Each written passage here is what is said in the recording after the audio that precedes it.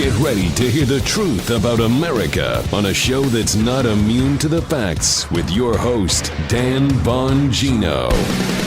All right, as always, a huge news day. I will update you on the corona. I will update you on the response to the corona. I will do what's now becoming our daily fake news segment, exposing the fake news on the corona.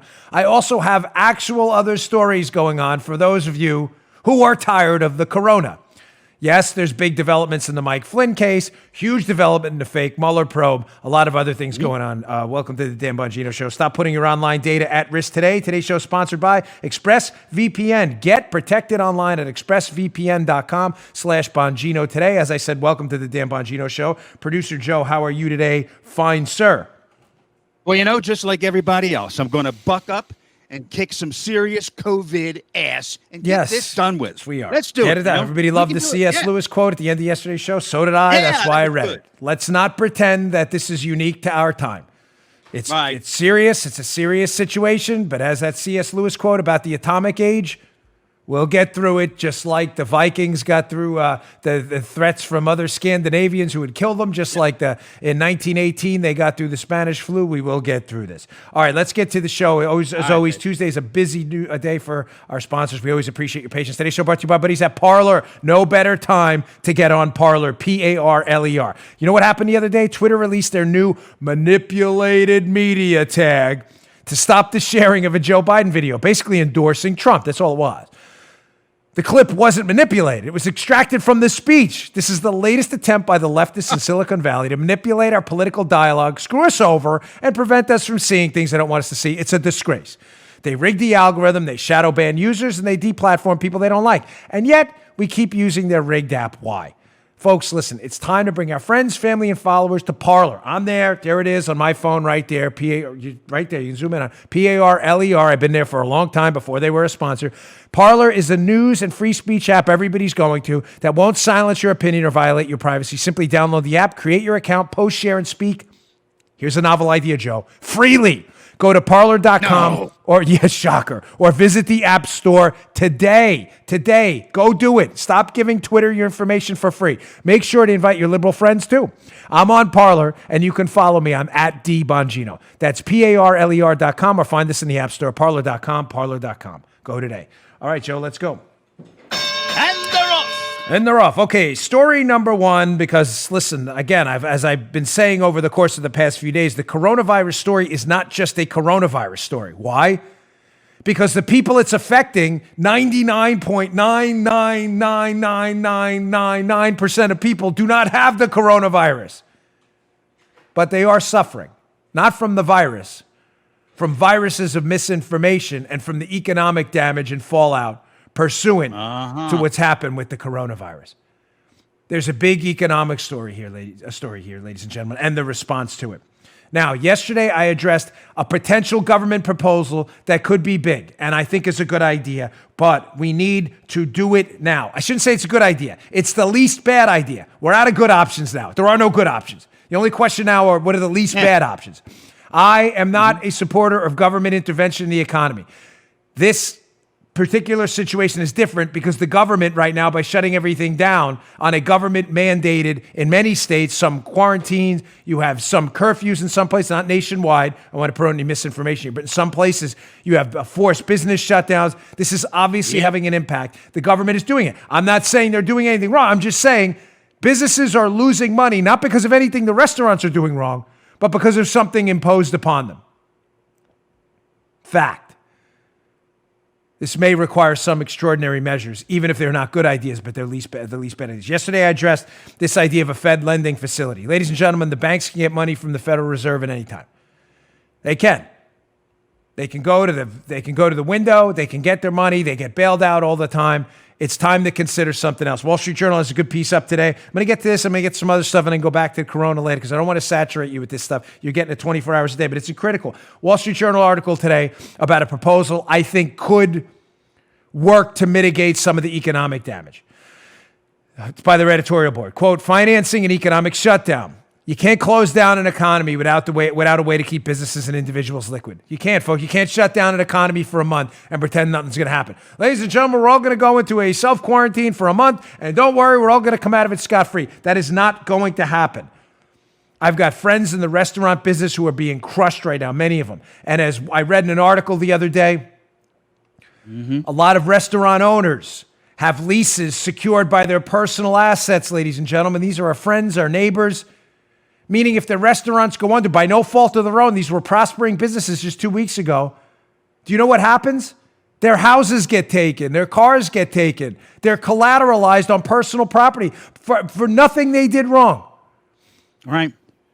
So if the Federal Reserve is going to lend money to banks and to financial institutions, ladies and gentlemen, it's time to consider opening up what we talked about yesterday, that government-backed facility where you can get money and at least stay liquid. It's going to be at a premium, but you can stay in business and keep your employees working. The Fed should open that up too. From the piece. Again, this is just doubling down on yesterday's story, but it's worth readdressing today because there were so many bad ideas out there, including Mitt Romney's stupid, let's give everybody $1,000, which is the dumbest idea I've ever heard in my life. You giving me your $1,000 is about the dumbest economic idea I've ever heard of. From the Journal piece about this government-backed lending facility through the Fed. They say, hey, and I agree with them, we don't like temporary government roles in commerce. I don't either. Amen. But state and federal governments are essentially ordering the economy to close. This isn't a meltdown of the mortgage market caused by bank lending. This is a health crisis that government is addressing with command and control emergency powers. That's a fact, folks, however uncomfortable for even us libertarians out there to acknowledge. Companies cannot be blamed for missing what the government also missed. And being prepared for a pandemic is one reason Americans pay the government so much of their hard-earned income. Well said. If the government can't handle this, what's the purpose of the government? They didn't see this coming. The Chinese government screwed us over with this whole thing, putting out misinformation in the beginning. It's not the restaurant's fault. The Journal doesn't like government intervention in the economy. I don't like it either, and I know most of my Republican, Libertarian, and conservative friends dread the idea. Having said that, this is a government command and control decision. It's not the fault of the businesses. Open up that lending window. They need the money. People have to stay employed right now, ladies and gentlemen. I got a video from Tucker Carlson I'll play later where he nails it about China. But one of the things Tucker's been talking about as well, and he is spot on. I don't agree with everything Tucker says, but I like him personally, and he's right about one thing. The health and wellness fallout, Joe, I'm talking to you here too because you know this, from years of unemployment that could result from the economic calamity ahead if we don't do something will far surpass that of the coronavirus. Alcoholism, drug dependency, depression, traumatic psychological issues. Ladies and gentlemen, not working is a big deal. We are not a lazy country. People here want to work. A lot of them. Because, you have lazy people in every country. But we have the most people who want to work here because we're America. We get our butts up and we go to work. Work is dignity. It is pride. It is power. We have to keep our people employed. This is not their fault. This is not the banks making stupid bets and then us stupidly bailing them out. These are your neighbors who had prospering businesses and helped their other neighbors prosper by employing them, who are now being put out of work because of a command and control decision by the government. This is different. And I know sometimes people say this is different when it's not. Remember George Bush? We got to dump capitalism to save capital. No, we don't. This is not capitalism now at all. This is command and control decisions based on a pandemic nobody saw coming. From the Journal piece about this government-backed lending facility, which again, I think is a good idea. The facility lets companies decide if they need it rather than politicians picking winners and losers. Ladies and gentlemen, bailouts are a bad idea. I'm sorry. They are a really bad idea. It goes on. If you opened up this lending window, again, you could go to the Fed to borrow money through this Fed-backed facility, government-backed facility. This would prevent an ugly bidding war on Capitol Hill over which industries get relief and which don't. And it's designed so the government will get its money back as opposed to cash grants or other subsidies. Ladies and gentlemen, this is the way to rock and roll. The piece goes on about the payroll tax cut. I'll get to that in a minute, though, because there's some breaking news before we got on the air about a pro-stimulus plan. So I'll get to all this. Don't worry about it. I just want to go back and forth between some other stories, too. Bailouts are a bad idea, folks. Listen, I own a lot of airline stock. It would personally benefit me right now if the airlines were bailed out. It's a bad idea. It is a bad idea. We have to keep them in business, no question. We have to keep them employed. There are ways to do that aren't bailouts. Because then what happens next, ladies and gentlemen? The restaurant business. What about them? What about the entertainment business? You say, oh, Hollywood. Listen, ladies and gentlemen, Hollywood isn't all Brad Pitt and dopey leftist actors. Hollywood's, Foley artists and what are you, gaffers? And Joe, you've been in this business. Photographers. Yeah, stage hands. Yeah, what do you think? All these people in Hollywood are liberals? These people work for a living too. Why do they get a bailout? Bailouts are a bad idea. Let them borrow money, keep them liquid, keep them going, and we will get through this. There will be a burst in economic activity when this is over. I'm going to get to that later too. If you were going to buy a car, ladies and gentlemen, you put the decision off, you're going to still need a car in a few months. A lot of economic activity is going to go away. Don't get me wrong. If you skip the restaurant trip, you're not going to eat twice on the next trip. Hey, give me 2 meals instead. That's seriously. I get it's not a joke, but it's true. Some of it is gone. I don't mean to minimize the impact, but a lot of it is not gone. You're moving because of your job. You're still going to have to buy a house. You're just going to move it into the next quarter. There will be a big burst in economic activity soon. We just have to get these companies through this. We have to keep America employed. You need to stay in your job right now, and we need to propose things to do it. This is not your fault, but bailouts are a really, really bad idea. They're not bailouts. They're just your money exchanged to other people, just like this stupid Mitt Romney idea. Let's give every American $1,000. Why are you giving me $1,000? I don't need your $1,000. Why? What do you think? This is helicopter money? There's no money fairy. Why are other people giving me the $1,000? I don't need it. Let's open a lending facility and let's keep America employed. It matters, ladies and gentlemen. All right, as I always say, appreciate your patience on Tuesday. Always a stack today. Today's show also brought to you by my buddies at iTarget. Ladies and gentlemen, this is the finest system out there for practicing with your firearm. There are two things that matter with a firearm: safety and proficiency. There's no better system out there to learn proficiency with your firearm in the safety of your own home or in your backyard than with iTarget. iTarget, iTarget. I don't know about you, but I don't get out to the range anywhere as often as I'd like to these days. It's expensive. You got to get your firearm loaded up. I just don't have the time to drive there, clean up the firearm afterwards. I get there a lot. I don't get there often enough. I have a great solution that'll save you time, money, and help you be a better shot. It's called iTarget Pro. Using their proprietary app and laser round, which you drop into the firearm, you have now no manipulation necessary. iTarget Pro will allow you to safely practice dry fire training with your actual firearm. No manipulations necessary in the convenience and privacy of your own home. Simply safely unload the weapon, check it twice, check it 3 times, check it 4 times. Drop in that laser round, it'll emit a laser onto the target they send you. They send you with the kit, you'll know exactly where the rounds would want. Develop your muscle memory, your sight alignment, your sight picture, your grip, your trigger control, target reaction speed, everything. iTarget comes in all major calibers, including .223 and .556. Less driving to the range, save money, save time. Right now, get 10% off plus free shipping with the offer code Dan. We still need to fight for our Second Amendment rights, so get iTarget Pro before they try to ban that too. Take your firearm skills to the next level safely, and effectively. That's iTarget Pro, iTargetPro.com, iTargetPro.com, iTargetPro.com. Offer code Dan. Go check it out today. Okay, again, I always appreciate your patience. Let me move on to a different story. I'll get back to Corona and some of the other stuff, but there is other things going on, and conveniently, a lot of these things are going on in the midst of the coronavirus pandemic, Joe, and they're hoping nobody notices. Yeah. All right.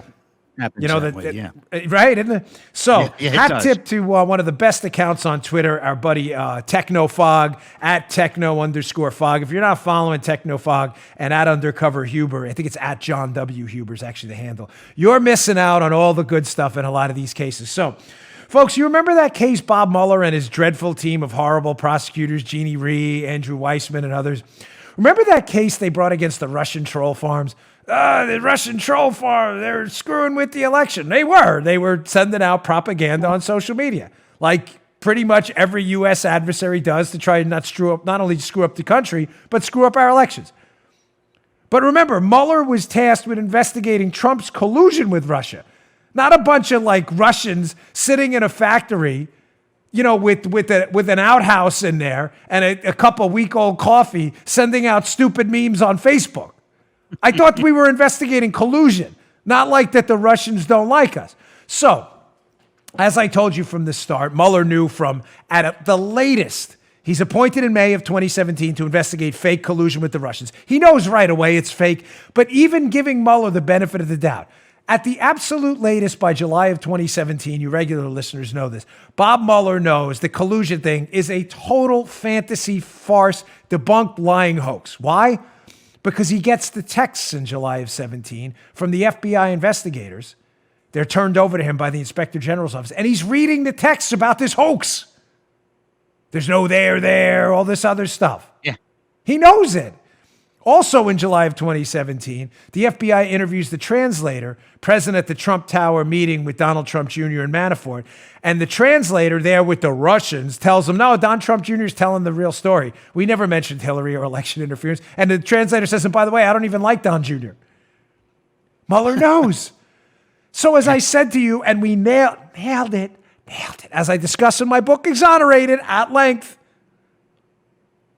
as I've told you, the only purpose of the Mueller probe was never to investigate collusion because they knew there was no collusion. It was to keep the heat on Donald Trump and make a bunch of arrests to make it seem like there was some there, even though there was no there. It's kind of like investigating a bank robbery that never happened. No bank was robbed. Accusing people of robbing a bank that was never robbed and no bank was robbed, but then arresting them for jaywalking and saying, hey, listen, he crossed the street when it was a green light, Joe, and the bank was close by. But there was no bank robbed. But he jaywalked near the bank. You get it? You get what I'm saying? Oh, yeah. That's all Mueller was doing. That's why they arrested Manafort. That's why they arrested Papadopoulos. They had nothing. Arrested Flynn. They had nothing on any of these people. But one of the things Mueller could never do was to find an actual Russian that had colluded with Trump. So they just made one up. They were like, hey, let's go prosecute this Russian troll farm. Were they colluding with Trump? No. No doubt they were trolls, ladies and gentlemen. No doubt they were up to no good. Some sense of they were posting weird stuff. Was it criminal? Yeah. That's kind of a stretch. How do I know that? Because the hapless, pathetic Mueller team last night totally dropped the case without prejudice. Wow, that's crazy how they don't want to prosecute right during the corona outbreak. That's just nuts how that happens. Again, hat tip, the great Technofog on Twitter. Here are some screenshots from the judicial documents. You can see them in full on his Twitter account.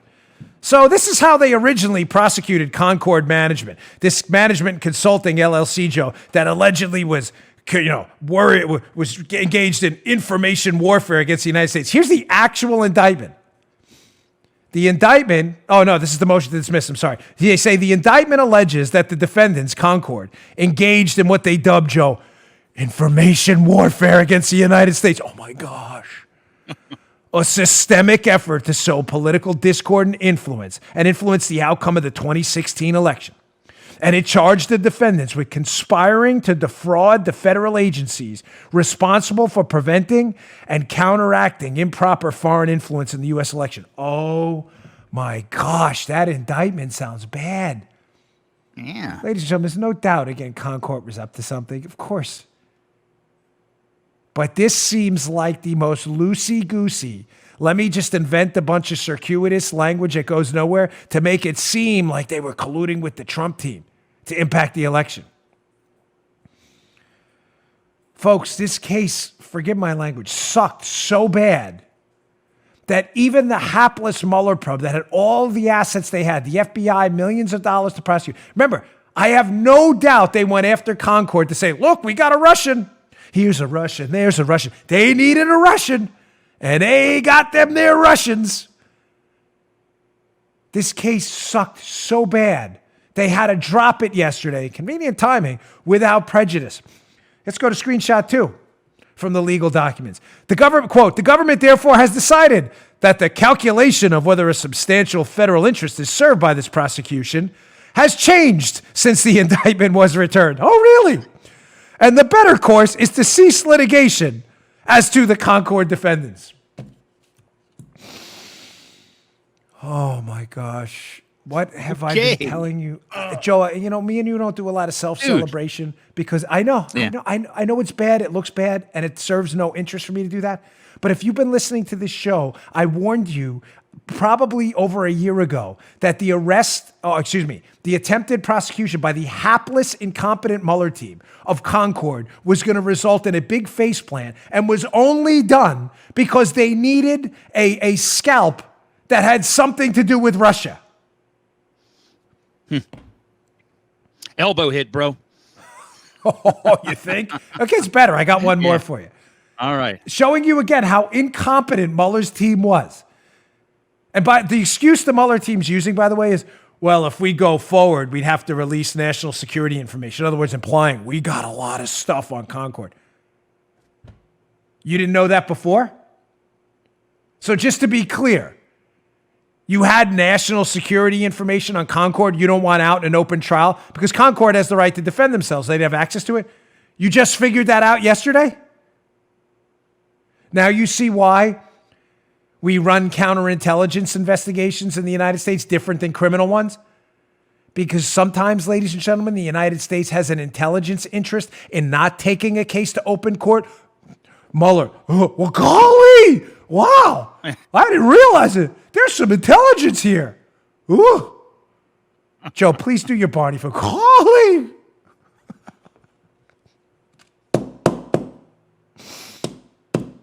Golly. Yeah. I was just kidding. I didn't know you actually had. I was just messing with you. I didn't even know. I'm not kidding. I didn't even know you had that. I was just messing with you. I'm not messing with you. I was not messing with you. Oh. Mueller just figured out that this was a potential counterintelligence investigation. One more court document. Again, proving to you how hapless and incompetent this team of just complete legal buffoons were. The lawyer for Concord confronts Jeannie Rhee, Clintonista, who was a lawyer on the Mueller team, searching for crimes they knew didn't exist with the Trump team. And Jeannie Rhee says, hey, man, we got a terabyte of information from Concord, implying like, dude, we got a lot of stuff. I used to do this a lot in criminal cases. I'd interview bad guys, and I put a videotape with their name on it in front of them, but I would never mention a videotape, ever. I would just leave it on the desk. Why? So, Joe, I'm interviewing you for counterfeit, right? Passing counterfeit. I put a video, VHS tape at the time. I put Joe Armacost on it. I had a date. I leave it on the desk. There's nothing on the tape. Wow. What the hell she got on me? Yeah, exactly. And then if you ask about an interview, I'm like, yeah, we'll talk about that later. And you move it aside. It worked every time. It was my favorite trick. This is what Jeannie Rhee was trying to do. We got a terabyte of information on you guys. Oh my gosh, what do they got? Look at this. The lawyer for Concord asks a simple question. You got that terabyte of information? He says, what language is it in? Jeannie Rhee says, well, primarily Russian. He says, this is not funny, but have you translated it? She goes, oh no. The lawyer says, well, how do you know what's in it? And she didn't want to talk anymore. Oh, man. Got to start wearing bigger shirts. My sleeves, I need them to clear the tears from my... Folks, this is not even... It's just so pathetic. This case was pathetic. If there's a CI investigation against Concord for malicious intrusions into our electoral process, go for it. I am a patriot. The Russians are not our friends. Do your thing. But my gosh, the incompetence here was stunning. We got a terabyte of information on you. What language? Russian. Have you translated? No. So how do you know what's in it? Huh?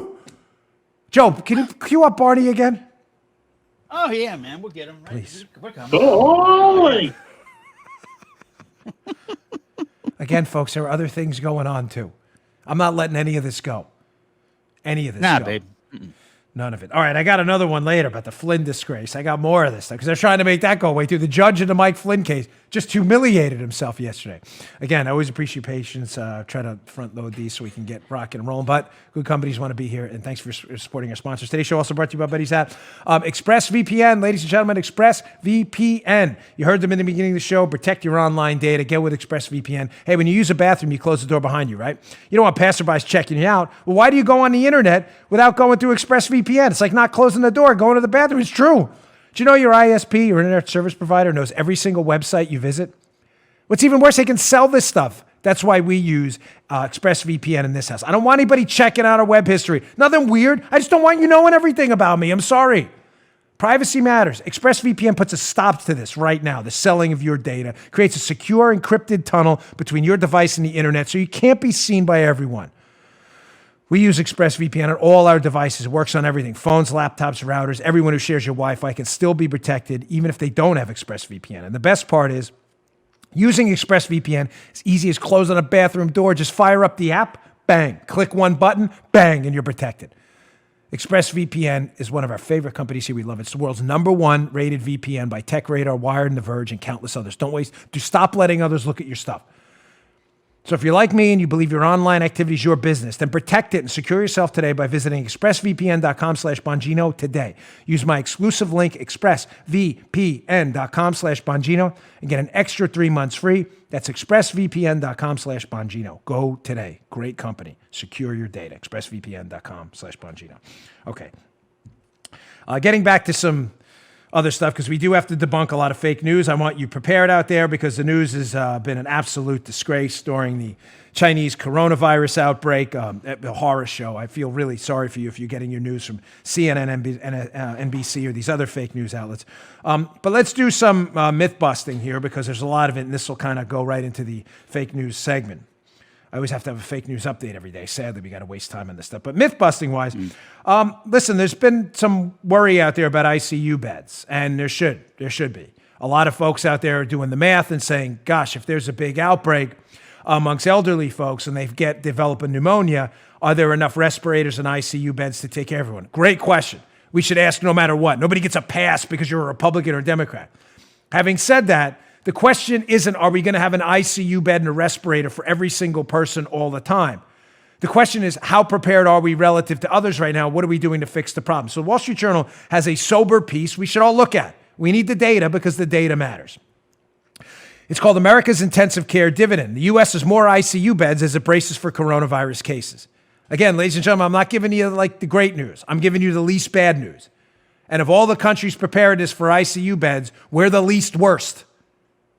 There's no good situation for people winding up in ICU. From the Wall Street Journal piece, some critical information you need. You have people out there pumping government-run healthcare. Well, that's nonsense. Quote, some who favor government-run healthcare are pointing out that the U.S. has fewer hospital beds per person than other countries. But, here we go, ladies and gentlemen, myth-busting here. That's in part because more surgeries are performed at outpatient centers, where patients are less likely to catch infections. Yes, have you been to Florida? There's an outpatient surgery center on every corner. It's like a 7-Eleven. It goes on. A more important metric is the number of intensive care units, ICU units. I just said units twice. Which have sophisticated equipment and a high staff-to-patient ratio. These are crucial for patients in respiratory distress. Now, having said that, an emailer who emailed my show, thank you for the great emails, it was a nurse, I believe, said, listen, you can have all the ICU beds you want. If you don't have the people to staff them, you're in trouble. That's an issue too. We may have to get some people out of retirement. No doubt. Again, I'm not telling you there are any good options here. I'm telling you what the least bad options are. But again, parroting myth, we have to bust these myths right away. Nonsense, liberal talking points. These socialist-run medicine countries, they're in far better condition than we are. Look at all these hospital beds. Yeah, ladies and gentlemen, that's because of the outpatient surgery centers. We don't need all those hospital beds. Which, by the way, could probably be quickly converted into hospital beds if we were in a national emergency. I'm sorry I have to do this, but really, we need the facts, and if you're watching the news, you're missing all of this. We need to be more like the UK with their system. You sure about that? The piece goes on to prove my point about ICU beds. A 2012 review in this medical journal found that the U.S. has 20 to 31.7 ICU beds per 100,000 people, compared to 13 in Canada, 7.9 in Japan, and between 3 and 7.4 in the UK. Differences in how countries define ICU account for some of the disparity, the article notes. And the U.S. needs more ICU beds because it has a higher incidence of chronic conditions like heart disease. Fair enough. But importantly, the article finds that health spending is correlated with increasing delivery of critical care.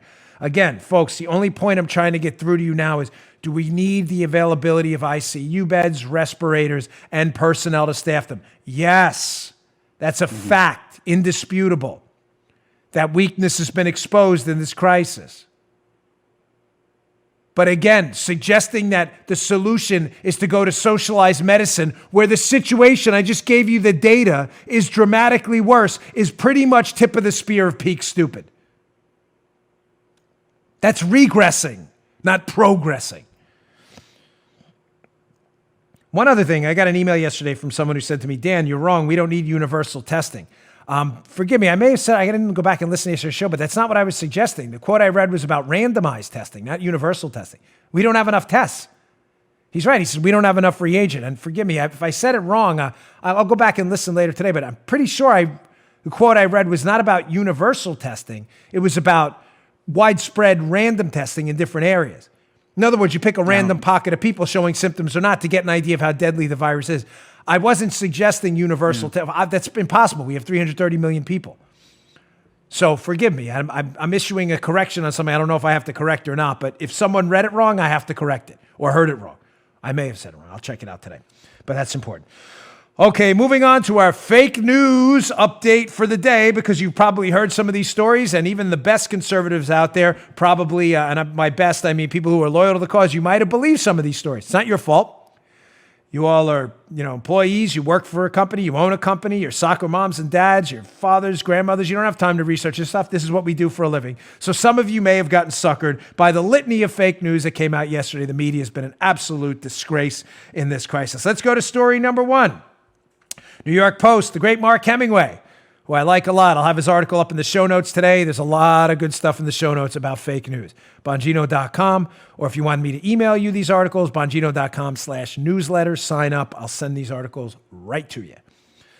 New York Post, Mark Hemingway, even during the coronavirus crisis, the liberal media cannot resist spreading lies. Of course not. We're acting like they have any dignity. Like this is the least surprising headline of the day, and Mark knows that.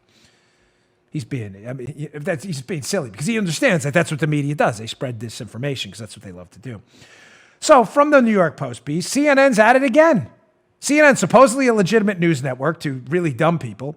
On the heels of the president's announcement of a sweeping travel ban from other countries and a declaration of emergency, a Sunday CNN chyron, that's that lower third of the screen they run on news channels, read, Trump on coronavirus, from hoax to national emergency. Here we go, Joe. Yep. Here we go again. Trump supposedly called it a hoax, totally debunked, even by left-leaning outlets and Facebook. He never called the coronavirus a hoax. Hemingway goes on. The trouble is that Trump never called the coronavirus a hoax. This is an inaccurate and misleading distortion of what he has said, created and propagated by a major media outlet, CNN, and CNN won't stop repeating it. Why? I mean, why would they? No one takes them seriously. Why would they stop repeating it? Brian Stelter works there. How do you take them seriously? The dumbest guy in media. Always. Remember our chart. Yeah. Number 1, number 2, Chuck Todd. Always creeping on that number 1 position. Acosta, maybe number 3. The bronze is always up for debate. They're like, there's that race. One, Stelter always finishes ahead. Chuck Todd right behind him. Third, you never know. It gets bunched up back there. Joy Reid, Jim Acosta, and others, it's tough. That's why I'm always hesitant to award the number 3 position. Stelter is always the dumbest guy in media. CNN hires him. They're not a serious news outlet. Even Sunday, after this Trump called coronavirus a hoax, has been thoroughly discredited 6 different ways from Sunday and debunked by every serious person. They still run it because it's not a serious news outlet. Doesn't end there. Washington Examiner by Beckett Adams. NBC News is actually printing op-eds based on full Chinese propaganda now. Again, up in the show notes today. NBC News spreads Chinese communist propaganda amid coronavirus outbreak. Not kidding, folks. Not a joke. From Beckett Adams' piece. NBC News published an op-ed, an opinion piece this weekend, titled, folks, please, hold your laughter through this stupidity, titled, "Coronavirus in China Kept Me Under Quarantine. I felt safer there than back in the United States." Wow, is this person a moron? Yeah, it gets better. The op-ed was written by a music professor, an American music professor, who was in China on a sabbatical. He's not a healthcare professional. He's not a crisis management expert. He's not even a government worker. He's just the guy who saw what the Chinese government allowed him to see as a tourist in China. I'm sure the Chinese were showing him the worst of the situation, Joe, right? Right. Hey, look what we got here. These people are all cured. They look dead. Are they dead? No, they're not dead. They're just a little white, but they're cured, I promise you. Yeah. Put the mirror under there. No, not breathing. They're A-OK, dude. And the guy writes an op-ed, and NBC News publishes the Chinese propaganda. Oh, dude. Listen, my deep sympathies, we have to do this, but this show is committed to getting you the truth in a time of crisis. I'm sorry if you believe, most of you didn't believe any of this, but some people don't have the time to debunk this. Trump called Corona hoax, fake. I felt safer in China, totally fake news. Here's a clip by Tucker Carlson last night, well said, who is not falling prey to this Chinese propaganda at all. This is a virus that originated in China. It is a Chinese coronavirus. That is what it is. I'm not going to be subjected to any pressure by any foreign government to alter my show content. If it originated in somewhere in Florida, they can call it the South Florida virus. It didn't. It originated in China, like West Nile, near West Nile, Ebola near the Ebola River, Ebola Zaire near the Zaire portion of the Ebola River. That's how we name a lot of these things. Here's Tucker Carlson saying, nah, not on my show. Check this out. The coronavirus is a Chinese virus, no matter what they're telling you. It originated in China and was able to spread to the rest of the world because the Chinese government hid the truth of what was happening early in the outbreak from the rest of the world. They lied about it, and that caused the terrible consequences we're watching now. If the coronavirus causes a global recession, you can blame China for that. Again, they'll tell you on CNN that's not true. You know perfectly well it is true, and so do they. Now the government of China is promoting conspiracy theories, spreading on social media the lie that the virus originated in here, in America. And state propaganda in China is musing about cutting off drug exports to this country and killing Americans. That's not the behavior of a friendly nation. It's the behavior of a dangerous adversary. So is Congress ready to treat China like what it is? Yep. Mm-hmm. That's right. You want to be a sucker? The liberals listen to the show and you want to promote, can't call it the Wuhan virus, that's racist. You go right ahead and be a sucker. I'm not. Moving on. More fake news. You may have heard the story this weekend. Folks, this is all in the past few days, showing you again why the fake news is the fake news. You may have heard the story propagated by the leftist media that Trump, the dastardly President Trump, Joe, he found a vaccine and he wanted to buy it only for the United States and no one else in the world. He wanted them all to die. Just us. Headline, Breitbart. Reuters stealth edits the debunked story claiming Trump sought a monopoly on COVID-19 vaccine. Did you see the story this weekend? Reuters said that Trump wants a monopoly. He told this company, only sell it to us. Did you notice they stealth edited the story? Oh, let me show you what happened. First, some entrepreneurial news outlets that actually do news, unlike fake news Reuters, actually called up this company that put out this tweet. The company that allegedly was called about a monopoly, only sell it to us. At CureVac AG. To make it clear again on Corona, CureVac has not received from the U.S. government or related entities an offer before, during, and since the task force meeting in the White House on March 2nd. CureVac rejects all allegations from the press. Again, more obvious fake news. Yeah. Which, now, hold on. This is, Joe, that's not the worst part about this thing. We're used to the fake news. Remember the Bongino rule? If there was ever a time for the Bongino rule, 24 to 72 hours, let a story fester before you tweet it, because it will almost always be debunked if it reflects poorly on Trump. Almost always. Not all the time, but almost always. If you followed the Bongino rule, you didn't fall prey to this one. So Gerald Beyer, I think he's from the Wall Street Journal, I'm not sure, but he put out a tweet pointing out that Reuters stealth edit. You know what stealth edits are? When you edit an article, but you don't put an editor's note. Like, hey, we changed this. You usually do it because you found egg on your face. Check out this tweet from Gerald Beyer. Hey, that article was changed by Reuters, but without any kind of editor's note. Notice what they took out.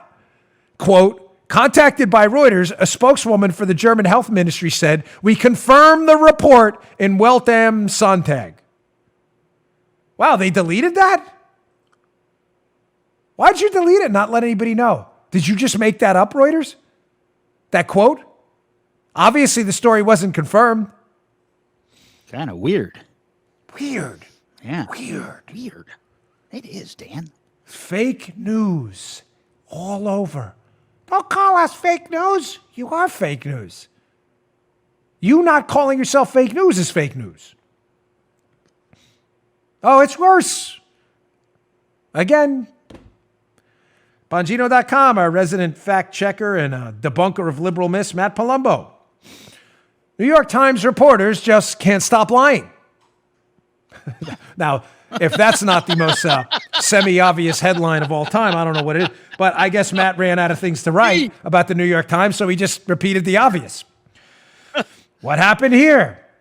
There was another story that came out that was retweeted by and tweeted by, I think, up to 5 to 10 New York Times reporters, saying President Trump, Joe, this is bad.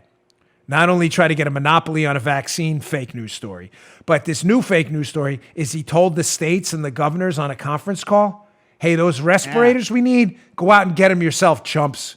We're not going to help you at all. Go and get them. So let's go to Matt's piece. Be up at the show notes, worth your time. The New York Times repeated this. Here you go. Quote, New York Times reporter Julie Bozeman, fake news artist, tweeted out a quote from a new article of theirs claiming that President Trump told the governors during a conference call that, quote, respirators, ventilators, all of the equipment, try getting it yourselves. Attempting to portray Trump as saying that he told the governors that they'll be fighting the Wuhan coronavirus pandemic alone. Good job, Matt, calling it Wuhan coronavirus. I like that. There you go. Now, that quote is accurate. Whoa, really? But what happened after that sentence kind of adds a little context, but you can't put that in there. Quote from Matt's piece. Of course, that's not the full quote, because that's not what the media does, actual journalism. Only when the quote is cut the exact way Bozeman did to give you the impression Trump told the governors to go pound sand, what he actually said, which is quoted in the article, not in their tweets, because the tweets are where you're going to do the damage, right? Was actually the opposite, Joe. Here's the rest of Trump's statement. Respirators, ventilators, all of that equipment. Try getting it yourselves. Here's the rest. We will be backing you, but try getting it yourselves. Point of sales are much better and much more direct if you could get it yourself. Wow, sounds kind of different than your initial quote. Trump gave the double-barrel middle finger to the nation's governors. We will be backing you? Isn't that common sense, Joe? Yeah, we'll back you if you can't get them, but it's probably quicker if you can get them yourselves. I'm left scratching my head with the gavel here going, what's the conspiracy here? I don't understand. You want big daddy federal government to do everything, even if the states are fully capable of speeding the process and doing it themselves? All hands on deck, dude, you know? Not according to Julie Bozeman of the New York Times. Yeah. Also retweeted by Mara Gay. Remember Mara Gay, the lady last week who said that Mike Bloomberg spent enough money to give each American $1 million because she can't do basic math on a piece of paper? Thank God for the news right now, Joe. All the news is fit to print. What do you guys call us fake news? Because you are. What? Almost nothing you say is true. Listen, I'm a full, total, 100% advocate for the free press. I'm not suggesting any measures here at all. But you have the freedom to be stupid, and you take us up on the offer every single time. You're just liars, and we're going to expose you. Here's one more. This is the best one. Because this festered, even if you followed the Bongino rule. Notice I didn't cover this story because I knew it was fake, but even outside of the Bongino rule window of 24 to 72 hours, this thing festered for a week. And I was waiting for someone to debunk it because I knew it was false, but I didn't have the deets. Did you hear this one that's been festering for a week now? Trump is so stupid. He disbanded the National Security Council's pandemic task force. Oh my gosh, he did this. This is an op-ed, and we won't give the Washington Post any credit, by the way. It's the Washington Post, an op-ed. It's not their news division. Op-ed by a guy who was actually there, Joe, Tim Morrison, who says, no, the White House didn't dissolve its pandemic response office. I was there. Now, again, if you repeated this, I don't blame you because it took a week to get rid of this one. The Bongino rules wait 24 to 72 hours, not 7 days. Now we have the truth. What is Tim Morrison right? Well, they didn't disband anything. What they did at the NSC, was the National Security Council, was to create the Counterproliferation and Biodefense Directorate, which was the result of consolidating 3 different directorates into one, given the obvious overlap between arms control proliferation, WMD terrorism, and global health and biodefense. It is this reorganization that critics have misconstrued or intentionally misrepresented. I think it's the latter. If anything, the combined directorate was stronger because related expertise could be commingled. Again, another fake news story entirely discredited that is being propagated everywhere on cable news. Trump disbanded the pandemic task force. He didn't disband anything, you idiots. He consolidated it into a larger, more efficient unit. I'm going to take Brian Stelter's word for it or the guy who was actually there. Stelter with his Snuggie and his hot cocoa right now, sending out his dopey newsletter every day. Trump disbanded the proliferation and pandemic. Shut up. Morons. These people are so stupid. And yeah, Joe, we're the conspiracy theorists. Remember those articles put out yesterday? Don't watch Fox News. God forbid you listen to right-wing lunatics like Dan Bongino. Yeah, God forbid. You're right. God forbid you listen to us and get the actual truth. What did I tell you in any of this that's false? I just gave you quotes from the vaccine company saying, your story's false, media people. I just gave you actual fact checks and quotes from Trump. He did not call it a hoax. You made that up. What else? The tourist in China, you publish an op-ed who is in no way a professional, has no idea what's going on in China at all. You publish that op-ed. The respirators quote is fake. I gave you the real quote, or it's cut to make it look fake. Right. And I just told you a guy who was there for the consolidation of the pandemic team into a larger biodefense group. And it doesn't matter. You'll still say, no, listen to us, not Dan Bongino. We're giving you the real news. Good luck with that. You're on your own. All right, last sponsor then. I got some other stuff. Please stay with me. I got an update on Flynn and other stuff too. Final sponsor, again, always appreciate your patience. Another great company I use twice a day, Teeter. Why? Because I have really crappy arthritis and a bad back as well. And the jiu-jitsu doesn't do much good for me. I wish it did, but I'm getting old. I can't say enough about Teeter. It's an inversion table. You lock your ankles in. It's super easy. Close them down. You invert. I get the teeter high after it. That's what I call it. I feel good. It loosens up my shoulders. My back gives you that long, supple spine I need. I love it. A teeter inversion table uses gravity and your own body weight to decompress your spine and relieve pressure on your discs and those surrounding nerves. Decompressing on a teeter inversion table for just a few minutes a day is a great routine. It's a great addition to your routine. If you have back pain, even if you don't have back pain, avoid it now. Invert with Teeter every day. I do it a couple times a day. Keep your back and joints. That's important. It makes my shoulder feel great too. I feel like a new man when I get off it. It decompresses my spine. It's good for all of your joints. I love it. I love it. It's great for my joints. Some products I use regularly, some I don't because they're not meant for every day. I use this twice a day. 3 million people put their trust in Teeter. They're the best known name in inversion tables since 1981. For a limited time, get Teeter, T-E-E-T-E-R, their new upgraded model of the inversion table, the Teeter Fit Spine. Get the bonus accessories, the Stretch Max handles, and the Easy Reach ankle system. It's super easy to lock yourself in. Don't worry, folks. It's not hard to use at all. plus a free inversion program mat for the ultimate inversion experience. Teeter inversion tables have thousands of reviews on Amazon. I'm going to use it after the show and rate it at 4.9 stars. With this deal, you'll get $150 off. That's a great deal when you go to teeter.com/Dan.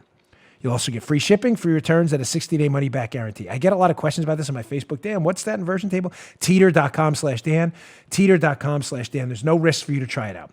Remember, get the new Teeter Fit Spine Inversion Table plus free inversion program app by going to teeter.com/Dan. That's teeter.com/Dan. Go today.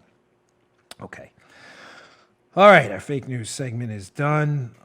I got a couple quick stories I want to motor through, but they're important before I get to the Mike Flynn debacle.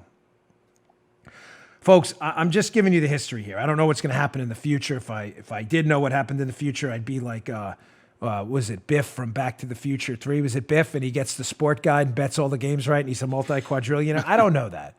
Again, I'm not your financial advisor. I'm just telling you the stock market damage is a story, and this is a news show and a politics show.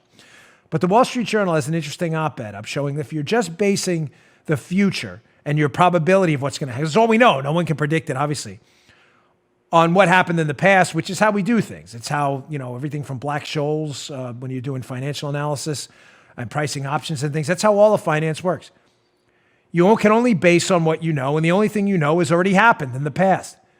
If we base that on the markets will recover, or there's a high probability. Interesting article up. I'd like to just hit quickly.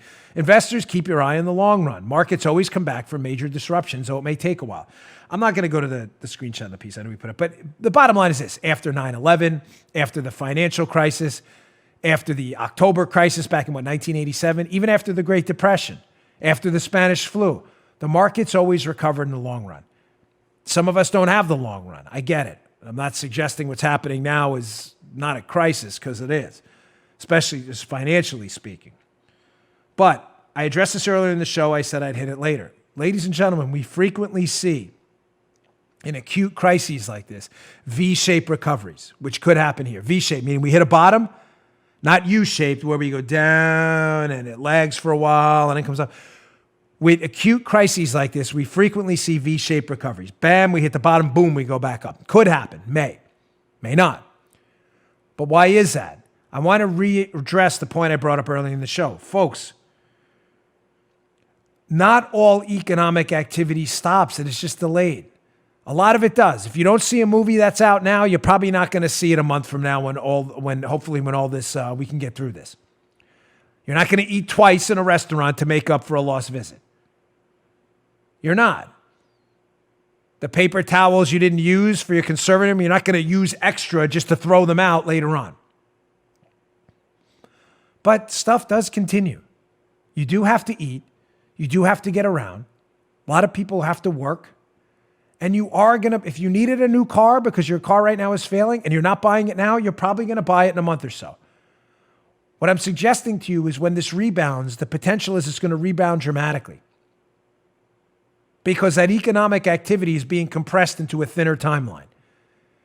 Economic activity that was spaced out over a month, that's now been shut down, is all going to be crunched into when that recovery starts. Again, not your financial advisor, not here to lecture anybody. Just telling you in the long run, we base all our decisions on the only thing we know, the past. And the past dictates that we will recover from this, and there will be a rebound. Don't be caught on the other side of it. Just a quick note, there's some whispers now coming out today about a relief package, $850 billion, supposedly Steve Mnuchin's idea. Some good stuff. I think this payroll tax, although, listen, not a solution for long-term investment. They want to dump the payroll tax. It basically means you'd get a raise of between 6 and 10%. Businesses would also get some money in their pockets too, because you wouldn't have to pay, Medicare, FICA, Social Security. You wouldn't have to pay that for a while.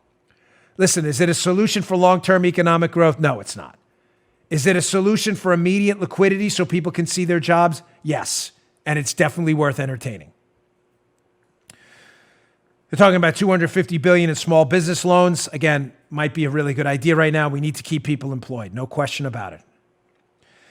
What I don't like, again, is there's a proposal for $58 billion in bailouts. Not a good idea, folks. It's just not a good idea. It's not going to look fair to Americans if we bail out one industry and not the other. Bad idea. The other stuff, pretty good. Could work. Okay, quick Never Trumper update. We forgot this guy yesterday. We should always include him, but David Frum, the guy I debated at that Politicon and humiliated on the stage when he was trying to debate me about Spygate and didn't even know the attendees to the Trump Tower meeting, was embarrassed and horrified, paints himself as some intellectual superior to the rest of us, great unwashed out there. David Frum, Never Trumper, tweeted this gem out today. He says, nobody calls the 1920 pandemic the Spanish flu anymore, and not because we are soft on the Inquisition. It's just not a useful way to name a disease. That was yesterday. Let's go back to the October 31st, 2016 David Frum account. Tweet, a great artist, war debilitated. He fell victim to the Spanish flu, not yet 30. Nice. Again, one of the dumbest guys. Ladies and gentlemen, I debated this guy at Politicon. He was clueless. He was so embarrassed that what he thought to be a grunt, blockheaded Secret Service agent like me just humiliated him on the stage. He was sweating and begging the moderator for help. He was talking about that interview at Trump Tower. Gosh, Don Jr., that was so awful what he did. I said, who are the attendees? He had no idea. He didn't even know because he's a dope. But he forgot he tweeted about the Spanish flu as he's telling us all not to call it the Spanish flu. Everybody calls it the Spanish flu. You proud of me again? Look at this. Amazing. He needs me to speed up the stories. All right. Look at you. Last story of the day. We got through it. Amazing, right? The Mike Flynn disgrace continues. And by I say Mike Flynn, I mean what's happening to Mike Flynn. Lieutenant General Mike Flynn, who is now officially a political prisoner of the judicial system. Listen, he deserves a pardon. Just do it now. Just do it now, Mr. President. If you watch my show or anybody close to you does, please, I'm begging you, please pardon this man. This is an embarrassment. It is a total disgrace. Let me hat tip Catherine Herridge, great reporter from CBS. This is a screenshot from her Twitter feed and her highlights to be given appropriate hat tip and credit here. So the judge, I believe it's Judge Sullivan in Mike Flynn's case, his excellent lawyer, Mike Flynn, Sidney Powell, is like, hey, listen, you accuse Mike Flynn of lying to the FBI, but the interview you accused him of lying to the FBI in, Joe, there's a 302. In other words, FBI notes from the interview. They call them 302s. That's the numerical designation for the summary form. Where is that? Kind of an important point, no, Joe? If I accuse you of lying to me and I'm taking notes about your lies, and then all of a sudden my notes just, we could joke, golly, I don't know what happened. They just disappeared again. The judge seems good. Seems terribly unconcerned about the actual interview notes alleging Mike Flynn lied when the FBI told Jim Comey they didn't think he lied. They seem to have just been lost. But don't worry, Joe. The judge said, don't worry at all. Joe, put your fears at ease. I want you to calm down. The judge said, Joe, don't worry. Things happen. Things happen. Don't worry. You don't believe me? Again, hat tip Catherine Herridge. Here's her highlighted handwritten notes from the judicial proceeding. The judge, the government, he's talking about the FBI. The government, I'm sure they will address that. I don't want to focus on any other cases before the court, but sometimes throughout the best efforts, notwithstanding the best efforts of everyone, things happen, Joe, and documents are lost. I mean, it just happens. And so, but we'll wait for the government submissions. Judge, don't worry about it. Don't worry about it. Gee. Nothing to worry about at all. Things happen, buddy. Things happen. So just to be clear, Mike Flynn is accused of lying to the FBI.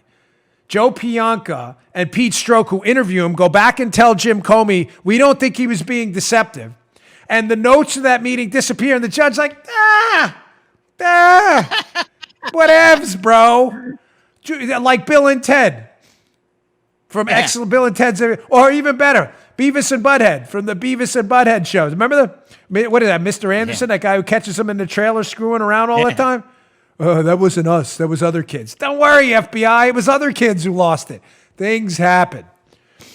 Mr. President, pardon this guy. This is a joke and a bad one. Please. I'm begging you. This will do zero. Listen, unfortunately, politics is everything. I get that. I'm not naive to that. I assure you, This will do no damage whatsoever to you or your administration. The leftist lunatics and fake news specialists will lose their mind. Oh my gosh, Mike Flynn, he should have been crucified. Because they don't know anything about the case and they're all morons. Police state tyrants anyway. The serious people who actually vote will understand that this was justice, your pardon. This is a joke. This is a total disgrace at this point. Oh, we just lost it. Things happen. Here's another gem in the show notes by John Solomon about the Flynn case. Apparently, Sally Yates, another liar, remember the justice official who was the one who was targeting Flynn? Well, a letter surfaced, Joe.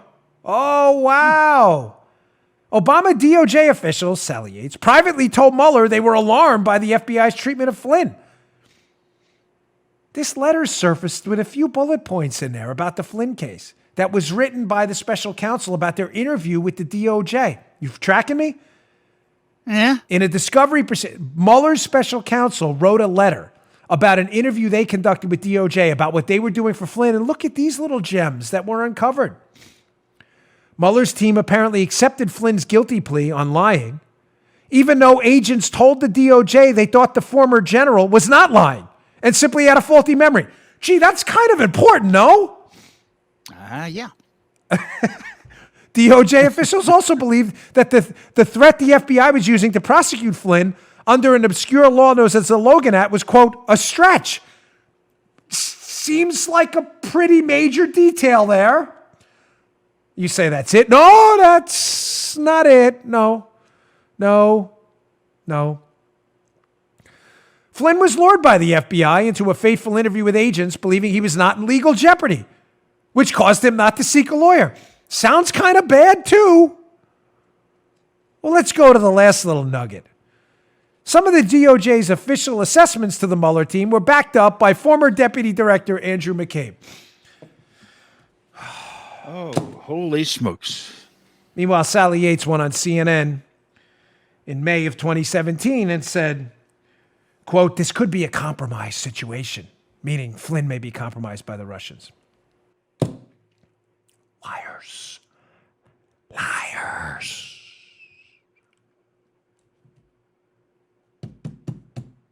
Please, Mr. President, pardon this man. This is an embarrassment.